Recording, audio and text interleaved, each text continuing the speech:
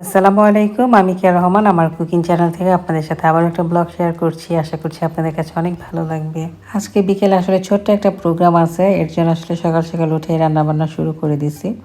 তো এখানে হচ্ছে আমাদের বাগানের লাউ রান্না করতেছিলাম, আর এখানে হচ্ছে করলা, এটা আসলে কিনে নিয়ে আসছি। তো লাউয়ের সাথে আসলে আরো দুই একটা সবজি একটু মিক্স করে তারপরে রান্না করতেছিলাম। একেবারে তাড়াতাড়ি যেটা রান্না করা যায় সেটা আর কি করতেছিলাম। অনেকদিন ধরে আসলে ভাবিদের সাথে দেখা হয় না, ভাবতেছিলাম যে ভাবিদের বাসায় যাব।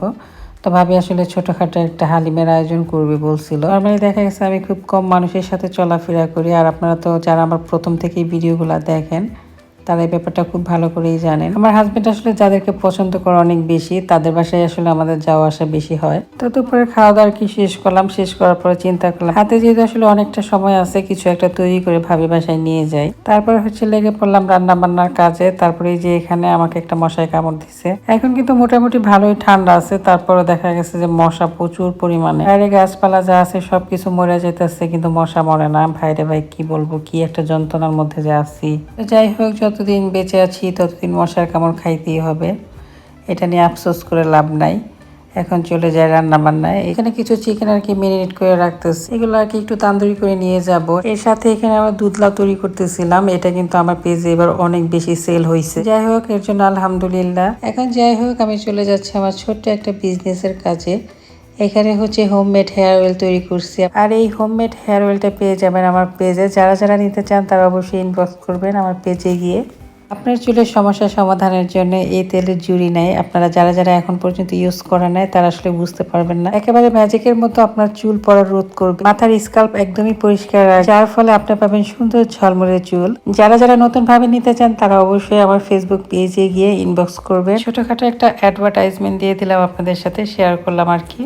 তো এখন আবার চলে যেতেছে হচ্ছে মূল ভিডিওতে। এখানে হচ্ছে দুধ লাউ তৈরি করতেছিলাম ভাবির বাসার জন্য। এই দুধ লাউ কিন্তু আমাদের এলাকায় মোটামুটি জনপ্রিয়। তো ভাবিদের বাসায় আরো একটা ভাবি আসছিল, সে আসলে এটা খাওয়ার পরে বলতেছিল, মানে সে একদমই বিশ্বাসই করতেছিল না এটা যে লাউ দিয়ে রান্না করছি। তার ছোট্ট একটা পিচ্ছি বাবু ছিল, সেই বাবুটাও খুব মজা করে আসলে খাইছিল এই জিনিসটা।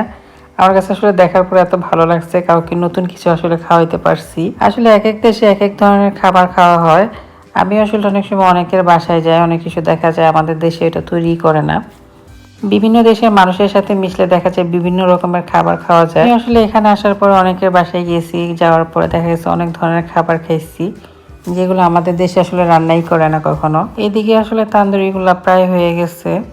তারপর আসলে মাথায় আসলো যে কিছু পুরি বানিয়ে নিয়ে যায়, মানে হচ্ছে হাতে যেহেতু অনেক বেশি সময় আছে, একটার পর একটা আর কি আমার মনে চাইতেছিল বানাইতেই থাকি। যদিও আসলে আজকের পুরিগুলো খুব বেশি একটা সুন্দর হয় নাই। তো আমার আসলে একটা সমস্যা হয়, সেটা হচ্ছে যখন আমি কারো বাসায় কিছু নিয়ে যেতে যাই তখন দেখা যাচ্ছে সেই জিনিসগুলো একদমই পারফেক্ট হয় না। তো বাসায় আসলে যখন দেখা যায় একটা কিছু তৈরি করতেছি বা ভিডিও করার জন্য একটা কিছু তৈরি করতেছি, জিনিসটা একদমই পারফেক্ট হয়। যখনই দেখা গেছে কারো বাসায় কিছু একটা নিয়ে যাব, একটু না একটু সমস্যা হবেই। তো আজকে আসলে পুরিগুলো খুব বেশি রাগ করতেছিল মনে হইতেছে। এক সাইডে দেখা গেছে একটু বেশি ফুলে গেছে, এক সাইডে একটু কম ফুলে গেছে। মনের মধ্যে দুঃখ নিয়ে আসলে রান্না বান্না শেষ করলাম। তো এগুলো আসলে ভাবির বাসায় যখন নিয়ে গেছি, ভাবি একটা ধমক দিছে, কারণ সে আমাকে কিছুই আসলে নিতে বলে নাই। সে বলছিল আমি যাতে এমনিতেই যাই বিকেলবেলা তার বাসায় ঘোরার জন্য। আসলে ঘোরার উদ্দেশ্যেই তার বাসায় যাওয়ার কথা ছিল। সবসময় দেখা গেছে একটা না একটা গিফট নিয়ে যায়, তো ভাবলাম যে এবার একটু আনকমন কিছু করে নিয়ে যাই। এমনি তো আসলে দেখা গেছে আমার বাসাটা অনেক ছোট, সবাইকে আনতে পারে না বাসায়। সবসময় আসলে ভাবির বাসায় টুকটাক অনুষ্ঠানগুলো করা হয়, মানে এক কথায় বলতে পারেন গেট টুগেদারের যে প্রোগ্রামগুলো হয়, মানে একসাথে সবাই দেখা করা, একসাথে বসে চা খাওয়া, আড্ডা দেওয়া। সংসার করতে করতে আসলে প্রতিটা মানুষের একঘেয়েমি চলে আসে, তখন আসলে এরকম ছোটখাটো গেট টুগেদার অনেক বেশি জরুরি। সবার সাথে সবার মনের কথাগুলো আসলে শেয়ার করা, সবার সাথে সবার দুঃখগুলো শেয়ার করা।